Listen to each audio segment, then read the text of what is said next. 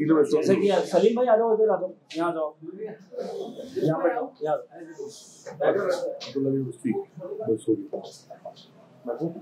जैसे कि आप सभी को विदित है कि Mussoorie traders and welfare association द्वारा आज एफएसएसआई विभाग के साथ मिलकर यहाँ पे एक बैठक रखी गई है, क्योंकि देखिए आजकल जैसा त्योहारी सीजन आपको पता है कि नवरात्रि का सीजन स्टार्ट हो गया है, जिसमें कुट्टू का आटा का प्रयोग और व्रत में जो काम चीजें आती हैं जैसे कि मखाने हो गए, ड्राई फ्रूट्स वगैरह, उन चीज़ों की आजकल जरूरत रहती है। इसके लिए एक जागरूकता बैठक Mussoorie traders and welfare association और एफएसआई खाद्य सुरक्षा के माध्यम से यहाँ पे रखी गई है, जिसमें मैं सर्वप्रथम हमारे बीच में हमारे मुख्य खाद्य अधिकारी फूड ऑफिसर हमारे कपिल देव जी आए हैं। मैं चाहूँगा आप सब लोग जोरदार तालियों से कपिल देव जी का स्वागत यहाँ पर करेंगे।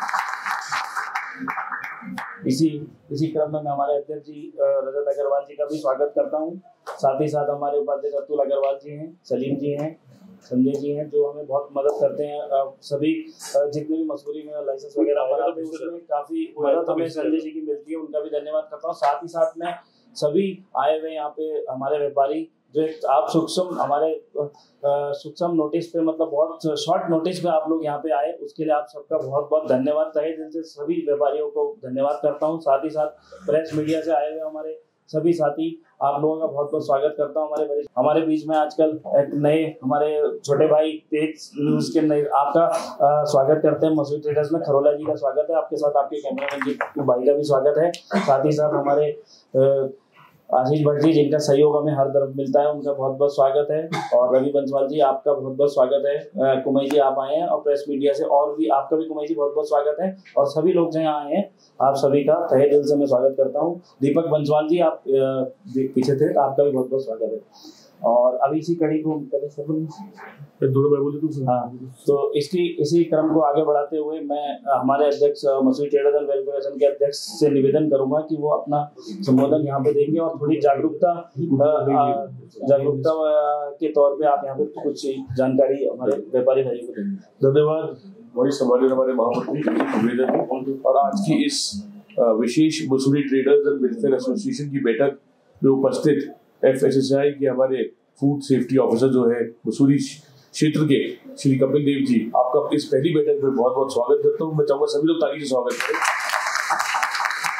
उपस्थित बहुत ही सम्मानित हमारे वरिष्ठ व्यापारी ज्ञान प्रकाश अग्रवाल जी बैठे हैं, और हमारे संजीव जी, अंशु जी, विनोद जी, जो मुख्य रूप से आप खाद्य का काम करते हैं। बाकी समस्त व्यापारी जो यहाँ बैठे, अनिल गुप्ता जी, सलीम जी, खंडूरी जी, जैकी कुकरेजा जी, हमारे मुनीर जी, बहुत बहुत स्वागत। पंकज अग्रवाल जो मिठाई के विक्रेता, आप चाहे तो आगे आ जाइए, इसी खा लिए नहीं, आप आवश्यक रूप से आइए।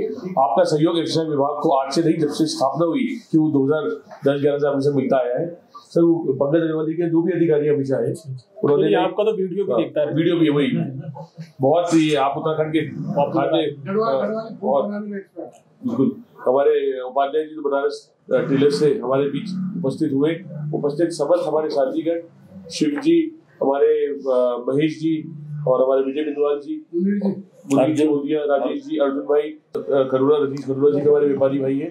तो आप सभी का स्वागत करते हैं, धन्यवाद करते हैं। मंच पे उपस्थित हमारे सजीव ढोंडियाल जी, दलीप गुरुजा जी, सलीम अहमद जी, अतुल जी, संजय जी और गुजिया जी, सभी का धन्यवाद स्वागत करते हुए आपको आज बैठक के और सूक्ष्म रूप में बताना चाहूंगा कि एफएसएसआई द्वारा हर वर्ष त्योहारी सीजन में, खासकर होली, दीपावली, दशहरा, नवरात्रों के समय में एक अभियान चलाया जाता है। वो अभियान एक सैंपलिंग के तौर पर होता है, फूड लाइसेंस चेक करने के तौर पर होता है, किसके पास क्या अधिकृत फूड लाइसेंस है या नहीं है, पंजीकरण है या नहीं है। और ये जो प्रोसेस है, ये जो प्रक्रिया है, ये सिर्फ दुकानदारों के लिए नहीं होती, ये होम स्टे स्वामियों के लिए, होटल स्वामियों के लिए भी होती है। क्योंकि पूर्ण रूप से मसूरी में पर्यटक भारी मात्रा में आता है, वो होटलों में रुकता है, वो शहर में रेस्टोरेंट्स में खाना खाता है और ढाबों में खाना खाता है, व्यापारियों से सामान खरीदता है। हमारे शहर के नागरिक व्रत रखते हैं, पूजा अर्चना करते हैं, उस पूजा अर्चना के लिए वो जब अपना सामान लेते हैं खाने पीने का, तो वो व्यापारियों से, दुकानों से लेते हैं। मैं सम्मानित धर्मकाज अग्रवाल से स्वागत करूंगा। चलिए, तो इस त्योहारी सीजन में जब दुकानदारों के पास या होटेलियर्स के पास कोई सामान लेने जाता है, तो एक बहुत बड़ा दायित्व सरकार का बनता है, जिला प्रशासन का बनता है, विभाग का बनता है।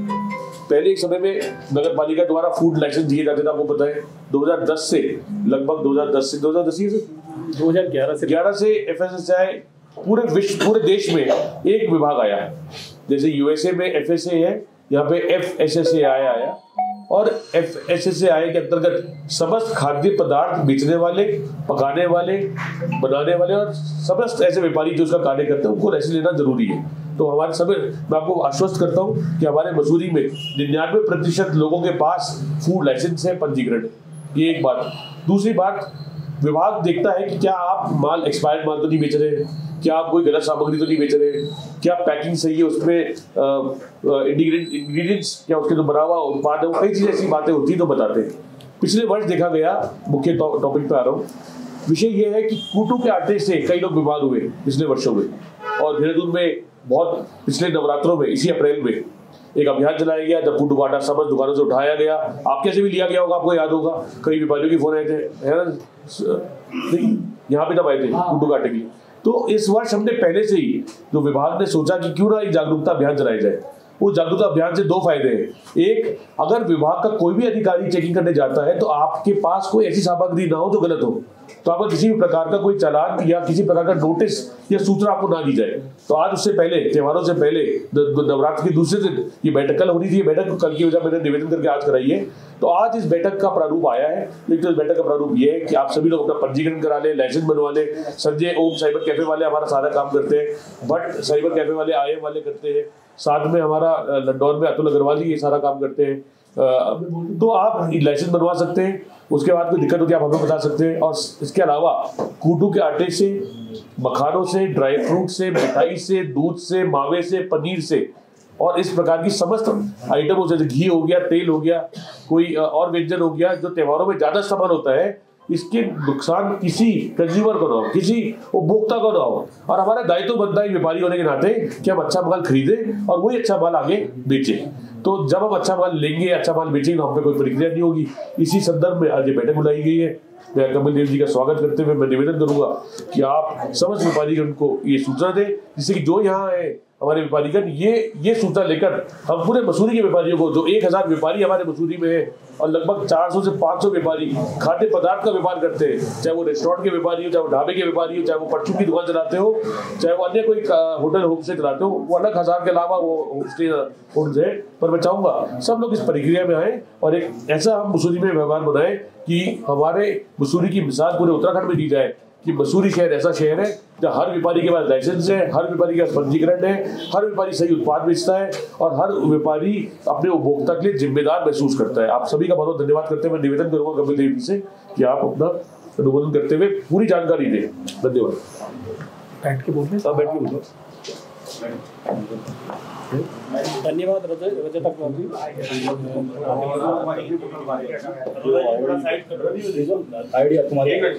मैं क्षमा चाहूंगा, वो धर्मराज अग्रवाल जी हमारे मुख्य संरक्षक हमारी संस्था के हैं, जिन्होंने संस्था को उभारने में पूरा इसका दायित्व संभाला है। मैं तालियों से चाहूंगा धर्मराज जी का स्वागत करें। मंच पर उपस्थित रजत अग्रवाल जी, जो कि यहाँ पे ट्रेड एसोसिएशन के प्रेसिडेंट हैं और भाजपा मंडल अध्यक्ष भी हैं, कुकरेजा जी और सभी सम्मानित जो पदाधिकारी हैं, अभी मैं अवगत नहीं हूँ उनके नामों से, इसलिए सभी का मैं धन्यवाद करता हूँ। यहाँ पर उपस्थित सारे पत्रकार बंधु और जो व्यापारीगण हैं उनका भी सभी का मैं धन्यवाद करता हूँ। ये संगोष्ठी का जो यहाँ पर आयोजन किया गया है, ये बेसिकली जो पिछले साल या उससे पहले वर्षों में हरिद्वार में और देहरादून में जो कुट्टू का आटा सेवन करने के बाद जो फूड पॉइजनिंग की घटनाएं हुई थी, उनकी रोकथाम के लिए की गई है ये जो संगोष्ठी है। इसमें क्या होता है, बेसिकली लोगों को पता नहीं होता है कि कुट्टू का आटा जैसे किस तरह से उनको रख रखाव क्या रखें या किस तरह से उसका सेवन करें, या गलत सेवन की वजह से भी फूड पॉइजनिंग की शिकायतें आ जाती हैं। उस संबंध में ये मीटिंग हमने आज यहाँ पर रखी है, देहरादून जनपद में, हरिद्वार में और संपूर्ण उत्तराखंड में। ये जहाँ पर भी कुट्टू का आटा बिक रहा है या लोग उपयोग करते हैं, ये नवरात्रे के टाइम पर ये मीटिंग का आयोजन हर जगह किया जा रहा है। तो छोटी छोटी बातें कुछ मैं आपको बता रहा हूँ कि किस वजह से ये हो जाता है, फूड पॉइजनिंग क्यों हो जाती है।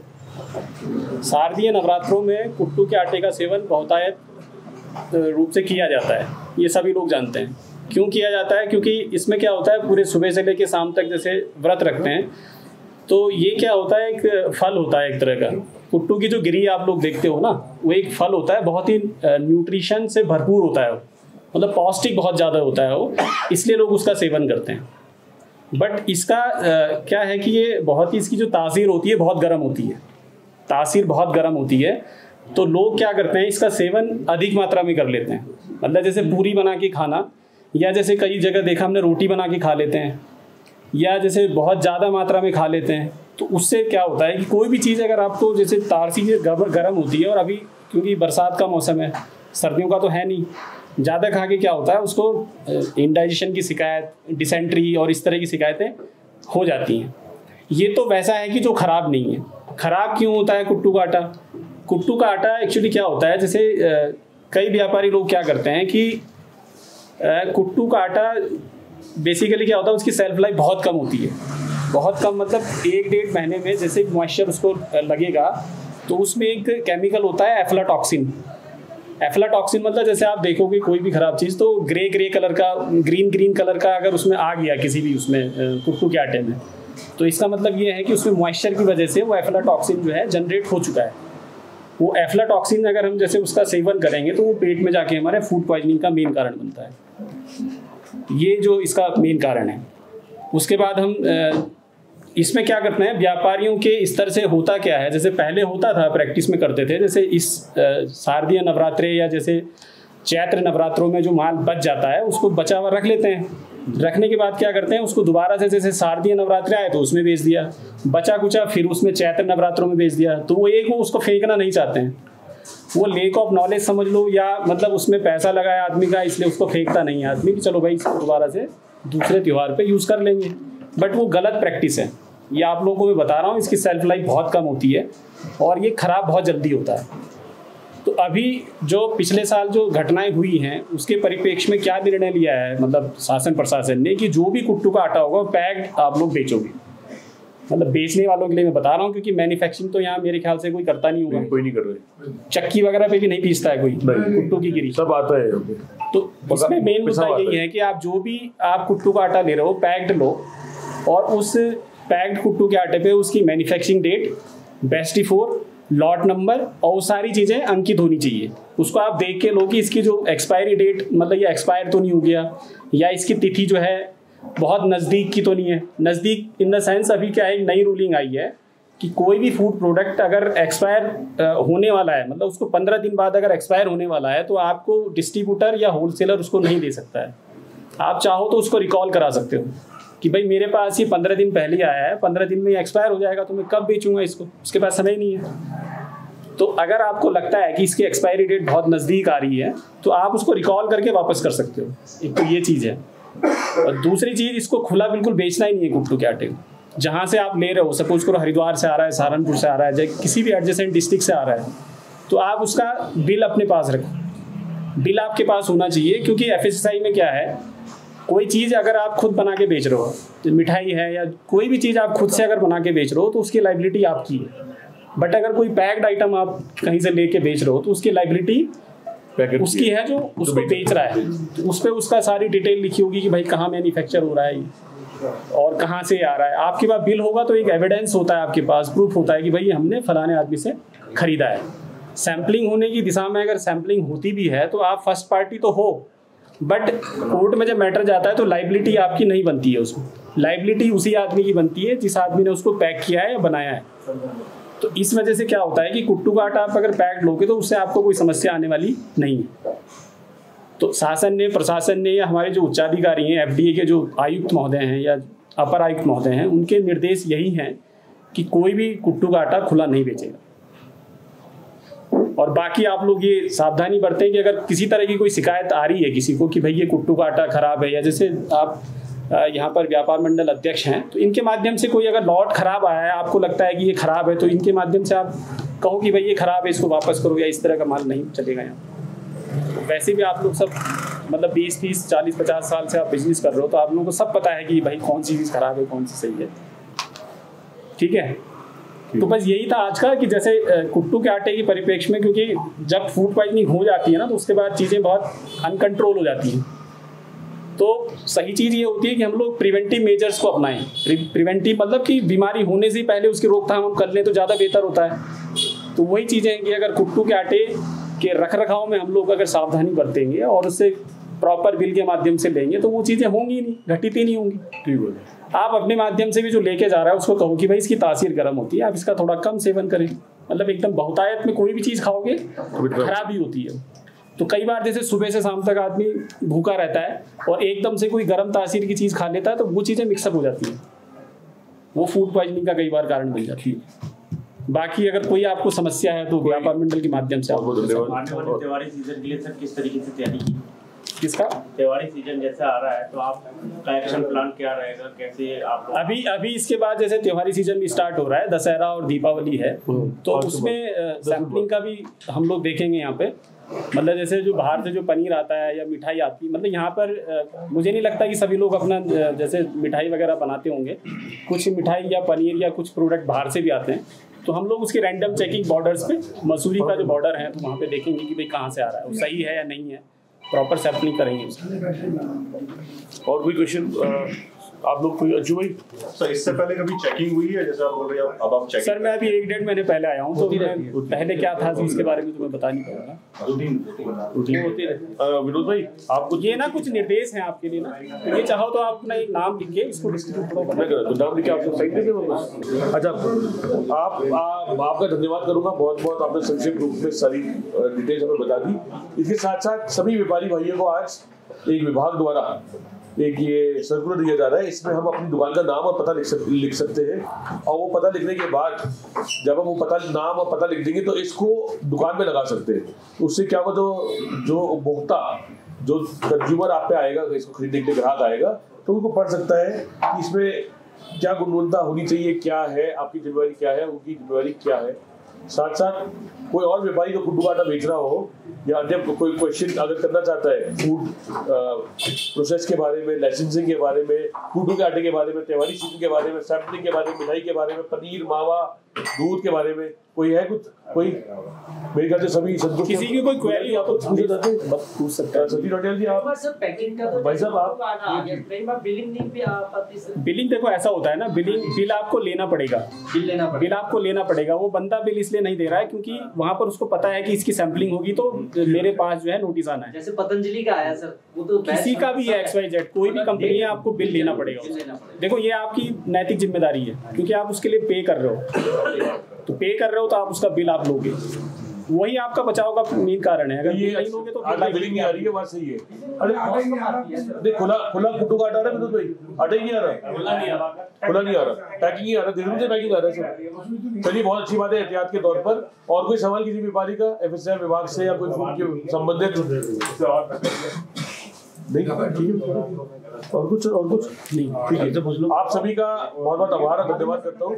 मैं चाहूंगा एक मीटिंग को अंत की ओर जाते हुए मैं चाहूंगा आज हम कपिल देव जी का बहुत बहुत धन्यवाद करते हैं, और आप मसूरी में आए, जब भी आए आपका स्वागत है। और मैं निवेदन करूंगा व्यापारियों से भी कि समस्त कपिल जी का नंबर भी ले लें स्वयं, कभी भी कोई आपको दिक्कत भी हो तो आप आपस में बात भी कर सकते हैं। बाकी हम तो यही आपके साथ हमेशा, सब लोग अपने फूड लाइसेंस पूरे कर लें, कार्य पूरे कर लें, जिससे कि कभी भी आपको कोई परेशानी ना हो। मैं सभी से निवेदन करूंगा, चाहे जलपान लेके जाए उससे पहले सभी लोग राष्ट्रगान के लिए अपनी जगह पर खड़े हो जाए। जन गण मन अधिनायक जय हे भारत भाग्य विधाता, पंजाब सिंध गुजरात मराठा द्राविड़ उत्कल बंगा, विंध्य हिमाचल यमुना गंगा, उज्जल जलधि तरंगा।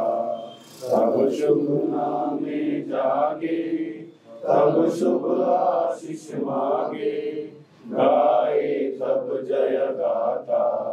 जन गण मंगल दायक जय हे भारत भाग्य विधाता, जय हे जय हे जय हे जय जय जय जय हे।